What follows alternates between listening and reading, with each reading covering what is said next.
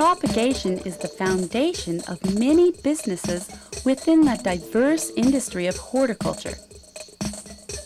Propagation of plants can be achieved by many successful methods, but one of the most widely used and simplest methods of propagation is by cuttings.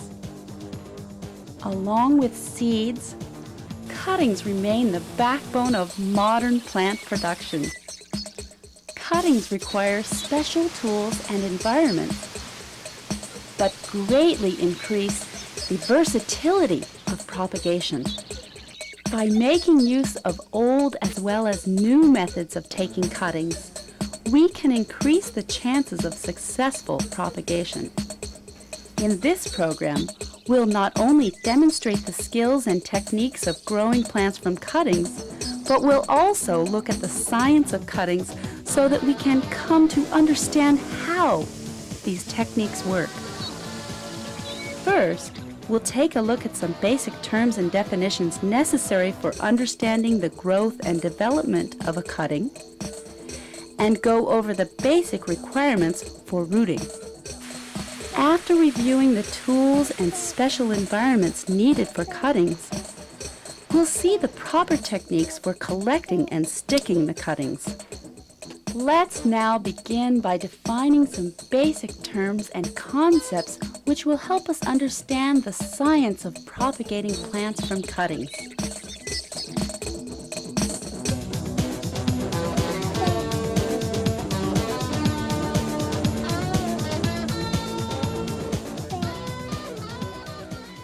So what exactly is plant propagation?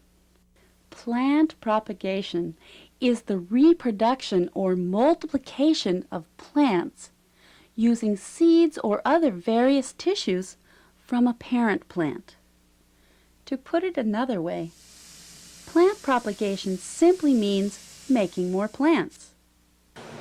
All of the many techniques of plant propagation fall into one of two main categories: seed and vegetative reproduction.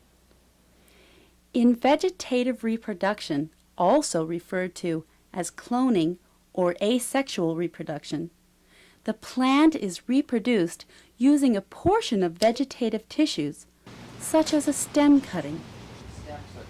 The resulting plants are genetically identical to the single parent from which the vegetative tissues were taken.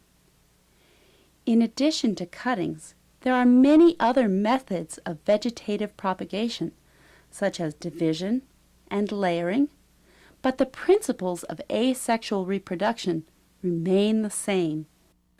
For instance, the flowers of this rock rose have been developed and selected for their deep pink color. To ensure that the unique flower color remains unchanged during reproduction, this variety must be propagated using vegetative techniques such as cuttings. In reproduction by seed, also called sexual reproduction, male and female genetic material, or DNA, is combined through the process of pollination and fertilization. This type of reproduction produces variable results, with the new plants showing a mixture of traits from both parents. This seemingly random expression of inherited traits is called genetic variation. Genetic variation gives us the opportunity to develop unique plants, which may be of greater value. Through cross-fertilization, we can combine the desirable traits from two parents of the same species. The seed that is formed and the resulting plant is called a hybrid. The industry of horticulture is full of hybrid plants as well as many unique, naturally occurring varieties. If a plant breeder develops a very desirable plant, then it will often be reproduced using vegetative methods in order to retain all of the desirable traits. When a new variety has great value, such as a new color of rose, the new variety may be worthy of a plant patent. This would make any further vegetative propagation illegal unless you hold the patent rights. There are many criteria plant breeders look for when selecting these new plant varieties. Some of the most common criteria include resistance to disease and pests, cold hardiness, and drought tolerance. We use vegetative propagation for ornamental plants to retain characteristics such as flower size, fragrance, rare colors, unique form, or a long vase life for cut flowers. Fruit varieties are additionally selected for their flavor, storage qualities, and their ability to tolerate harvesting and shipping practices. Once we have selected a plant with the traits we want, then we will usually need to reproduce them using vegetative techniques. Again, this ensures that those qualities seen in the parent plant are also expressed by the new plants. Aside from retaining any desired characteristics, many plants are reproduced by cuttings because the seeds are not viable or simply not available. Even if the seeds are viable, some seeds have a lengthy dormant period which can be unpredictable and irregular. Still, other seeds have special requirements for germination that may be complicated or time-consuming.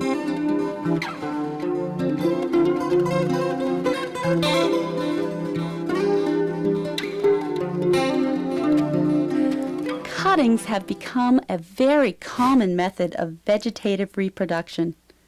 Many cuttings can be taken over and over again from the same parent plant, known as the stock plant or mother stock. Stock plants, which are long-lived, can yield thousands of cuttings over their lifetime, giving us great return on our initial investment. Now let's take a look at the anatomy of a cutting. Most of the cuttings we will take will usually be stem cuttings. The basic stem cutting consists of a length of stem, leaves, a terminal bud, also called the apical bud, lateral buds, also called side buds, and nodes. Nodes are the joints of the stem where the leaves and side buds are attached. Leaves and buds are usually removed from the bottom nodes of the cutting. The segments of bare stem in between the nodes are called internodes. We'll refer to these terms again as we begin working with stem cuttings. Stem cuttings have long been classified into four main groups: hardwood, semi-hardwood, softwood, and herbaceous cuttings. With a few exceptions, hardwood cuttings are taken from deciduous shrubs or woody trees such as the fig. Hardwood cuttings are collected during the cold, dormant seasons from late fall to early spring. The previous year's growth is usually ideal for this type of cutting. Semi-hardwood cuttings are also taken from woody shrubs and trees, but the cuttings are collected during the warm summer months. The cuttings are taken from new shoots where the wood has partially matured. Softwood cuttings are often taken during the late spring season from the soft new growth of many woody plants. Softwood cuttings in general will root quicker than other types of stem cuttings. Herbaceous cuttings are taken from the soft, succulent growth found on flowering perennials and even some annual flowers. Herbaceous cuttings can be taken anytime as long as the plant is actively growing. These are probably the easiest cuttings to root and make a great confidence builder for beginning propagators. Stem cuttings are the most common type of cuttings, but leaf cuttings and root cuttings can also be quite productive. Leaf cuttings are made in a variety of ways depending on the plant type. Leaf cuttings can be made with just the blade of the leaf, as with Sansevieria, or the leaf petiole may need to be taken along with the leaf blade, as with Peperomia. Foliar embryos, although they are technically not true embryos, make for easy leaf cuttings since the new plants will form on the top side of leaves while still attached to the mother stalk. This gives the piggyback plant its curious leaf form. In contrast with leaf cuttings, root cuttings are less varied in terms of methods or techniques. Root cuttings are best if collected in the early spring and are effective with a variety of plants including this fig tree, Albizia julibrisson, Campsis radicans, and poplars. Now that we're familiar with the terms and concepts of cuttings, let's take a closer look at the rooting process for cuttings.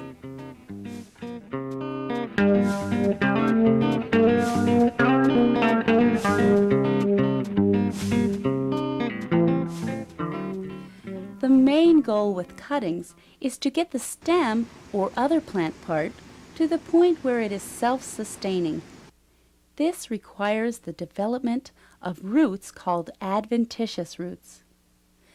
This process is also referred to as rooting. Adventitious roots are simply roots that arise from any part of the plant other than the seed embryo. So all roots that develop from cuttings would be considered adventitious roots. So what do our cuttings need in order to grow these new adventitious roots? Hormones are naturally occurring chemicals produced by all plants. A group of hormones called auxins are critical to the growth of adventitious roots. Auxins are now available in synthetic form for plants that are difficult to root. The naturally occurring auxins will accumulate in the base of a stem cutting due to the darkness and moisture of the soil. In addition to hormones, a suitable environment must be maintained during the rooting process. Until the cuttings develop roots, we need to provide most of the basic elements any plant would need to survive. This would include light, water, proper temperature, and aeration. Light is required to sustain the cutting during the rooting process. In greenhouse environments, sunlight stimulates the process of food production within the leaves. This fundamental process is called photosynthesis. At the same time, the sun raises the ambient temperature in the greenhouse. A misting system is needed to counteract the rising heat and possible dehydration of the cutting. Carbon dioxide is also critical to the photosynthesis process. Fortunately, carbon dioxide occurs naturally in great abundance and can be provided simply by good air circulation. Water is needed by the cutting to keep the plant rigid and to carry on basic life-sustaining functions. The evaporation of water from the leaf surface, known as transpiration, creates an important cooling effect on the plant. The water moving from the soil up the unrooted stem of the cutting provides only a small portion of the water needed by the cutting. Again, a misting system will usually compensate for the short supply of water. The proper temperature needed by cuttings will vary from plant to plant. The best temperature for rooting is usually lower than the ideal growing temperature for the rooted plant. Most plants will develop roots if provided with a temperature range between 18 to 25 degrees Celsius or 65 to 78 degrees Fahrenheit. Bottom heat increases our success with cuttings by stimulating cell division and promoting rooting. But the above ground portions of the cutting benefit by staying relatively cool. In general, optimum rooting temperature is about 10 degrees higher for the rooting zone than it is for the leaf zone. By lowering the normal growing temperature at the leaf surface, we can reduce the stress on the unrooted cutting. The ambient temperature can be reduced by venting, shading, and the evaporative cooling effect of misting. Oxygen is a well-known byproduct of photosynthesis. Most of us have heard that plants make oxygen, which animals need to survive. But plants also need oxygen for many basic functions, including the development of adventitious roots. Oxygen is very important during the process called callus formation. A callus is the scar tissue which forms at the base of the cutting, effectively healing the wound caused by our pruning shears. The buildup of callus is the first visible sign that the cutting is developing normally. In most cases, the new roots will grow out of this callus tissue. To enhance this callus formation, we need a rooting medium that is porous and allows oxygen to flow around the base of the cutting. Now that we're familiar with the basic rooting process, we're finally ready to stick the cuttings.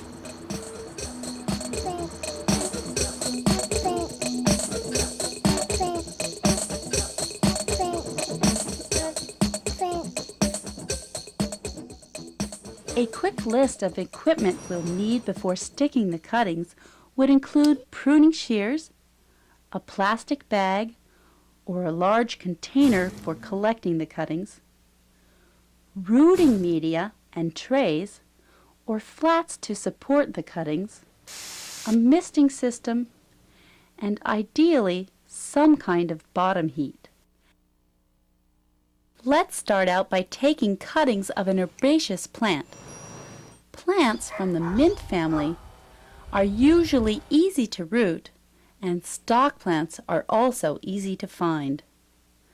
They can be recognized by square stems, strong scented leaves, and flowers that are arranged in whorls encircling the stem. This spearmint is easily propagated by cuttings and should root quickly in 2 to 3 weeks. With herbaceous cuttings, we want to select stems that are thick and sturdy. Once we've collected enough stems, we'll spray a little water over them to keep them from wilting. If possible, keep the stems out of direct sunlight. The rooting medium we're using is 2 parts perlite mixed with 1 part peat moss. We'll use a plug tray with deep cells and fill it to the top with our rooting medium. Wet the medium after it has been added to the plug trays. Now we're ready to stick the cuttings. Each length of stem should provide us with many cuttings. As a general rule, each cutting should have 2 sets of nodes stuck into the medium and 2 sets of nodes above the medium, with the leaves still attached. So when we select the piece of stem for our cutting, it should have at least 4 nodes if possible. Cut off the stem just below the last set of nodes. The bottom nodes are typically prepared by stripping all the leaves off by hand. This speedy technique creates a large wound at the base of the stem where callus tissue will form and eventually grow roots. Leaves can also be removed with a pair of shears, but be sure to cut the leaves off close to the stem. The upper leaves can also be reduced by cutting them in half.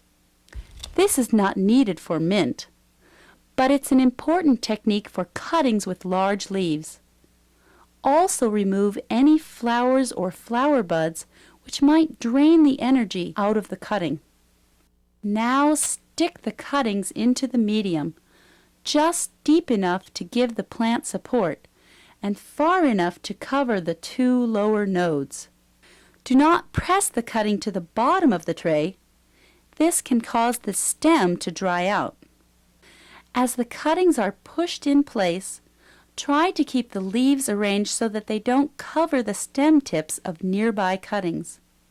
This is where the new shoots will sprout out.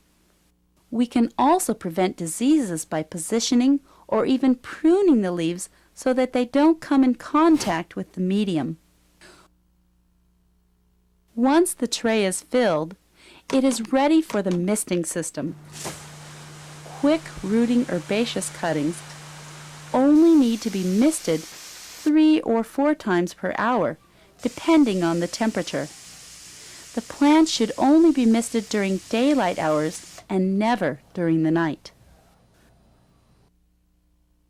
Another type of stem cutting we've mentioned is the hardwood cutting. Hardwood cuttings should be collected during the cold, dormant months. The leaves of this edible fig, Ficus carica, have fallen off, indicating it is now dormant. When harvesting the bare branches, select stems that are about 1/2 to 3/4 of an inch in diameter. Make the cuts just below a node, with each cutting measuring about 9 inches in length. Bundle the hardwood cuttings together and let the bottom ends of the cuttings stand overnight in a solution of rooting hormone. After the hormone treatment, it's helpful to let the pruning wounds callus over before planting. Store the cuttings in a moist container over wood chips or peat moss for about a month or until well-defined callusing is noticeable. After callusing, be sure that the cuttings are planted the right side up, with the bud tips pointing upward and the leaf scar positioned just below the bud. If rooting is successful, these buds will begin to push out leaves in the spring. The fig tree is also a good plant for propagating by a root cutting. Most root cuttings should be made in early spring when the roots still have plenty of food stored from the previous dormant months. Cut out sections of medium-sized roots 1/4 inch to 1/2 of an inch in diameter.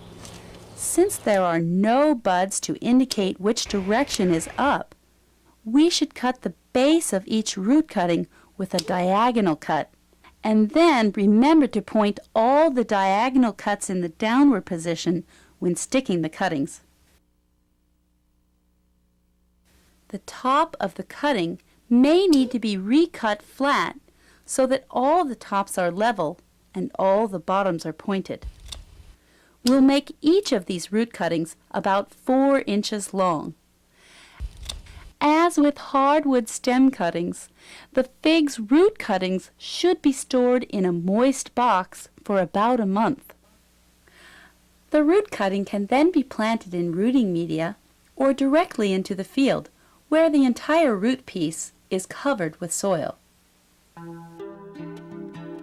Aside from stem cuttings and root cuttings, leaf cuttings are also an easy propagation method, especially for some tropical plants and succulent plants.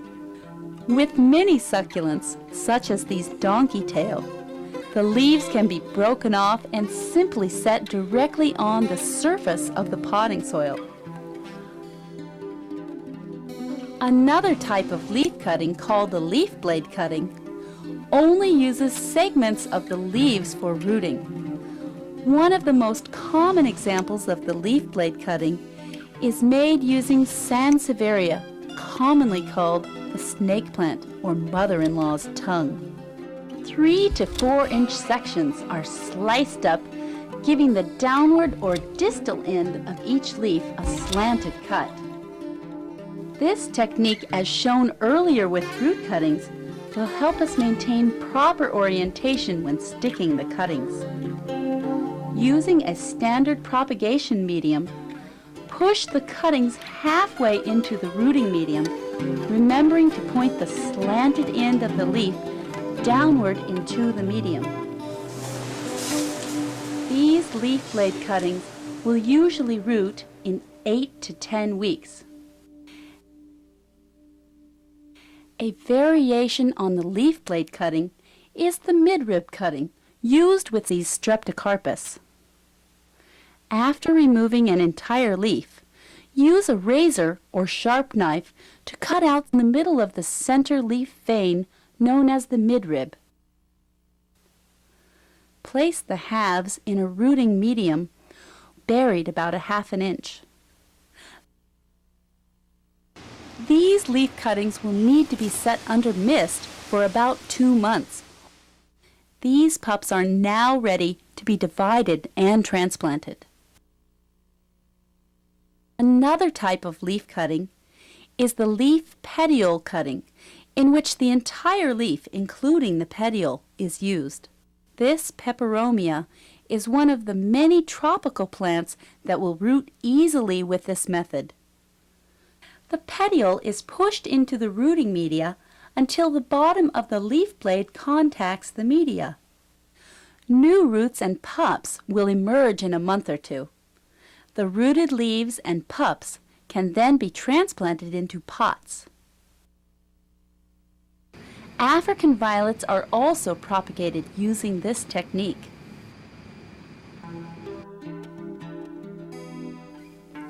An unusual type of leaf cutting is the foliar embryo. As mentioned earlier, foliar embryos are technically not true embryos, but they do make easy leaf cuttings. The foliar embryo of Tolmia menziesii, commonly called the piggyback plant, sprouts a new plantlet or pup from the base of the leaf blade.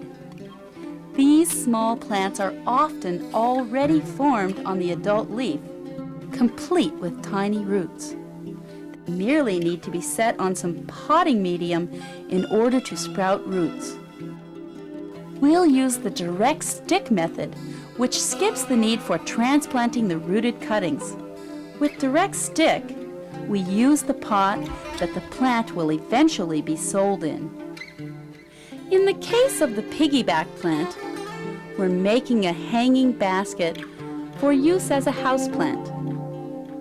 We'll use regular potting soil instead of the rooting media, since the cuttings will only need to be misted for a short time. Now that we're familiar with the basic methods for sticking cuttings, let's see how to grow on and transplant the cuttings once they have rooted.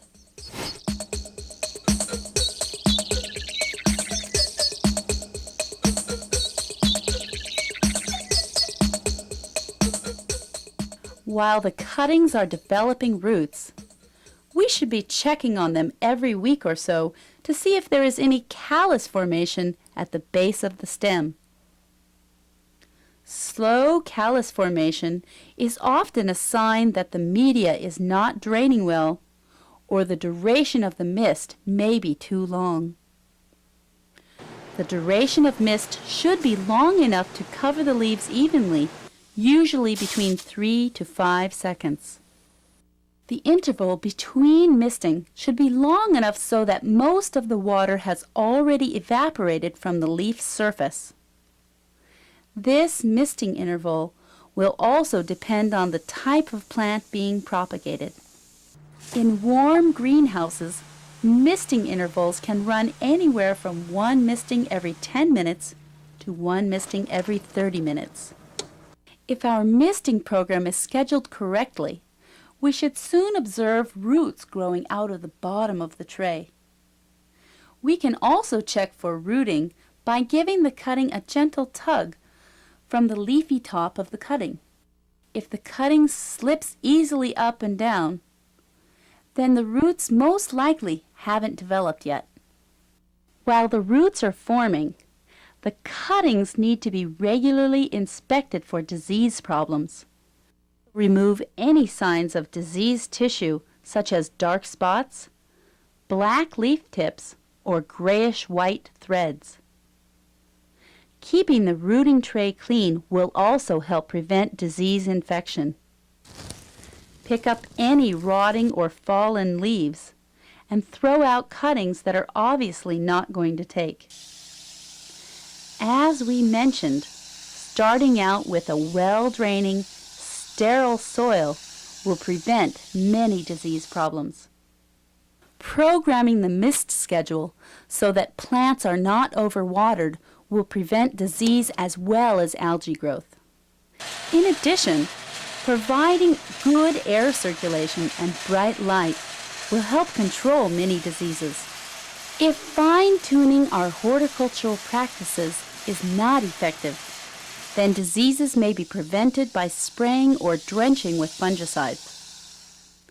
Once the cuttings have rooted evenly throughout the tray, then they should be taken off the misting benches and watered only when dry or nearly wilting. Watering 1 to 3 times a day is usually enough. Transplant the cuttings into a potting mix that has better water retention than the rooting media.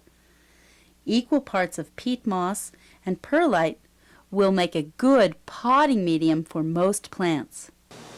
Water the cuttings into their new pots, even if the medium was already moist. This ensures good contact between soil and roots and also reduces transplant shock. If we are transplanting the rooted cuttings directly into the field, make sure they have a hardening off period. Hardening off gives plants that have lived inside the greenhouse a transition period to get used to the harsher conditions found outside of the greenhouse. The plants are simply set outside for a week or two before transplanting into the field or landscape. Hardening off reduces the stress of that final move into the field environment, where the plant will complete its growth and development. In this program, we've looked at many aspects of propagation of plants by cuttings. We've studied the basic anatomy of cuttings, as well as the process of callousing and root development. We also went over the basic horticultural practices that will ensure success, and finished by showing how and when the cuttings should be transplanted. We hope that the combination of botany, biology, and horticulture covered in this program has sparked the interest of our viewers to continue studying and experimenting with the many techniques of plant propagation.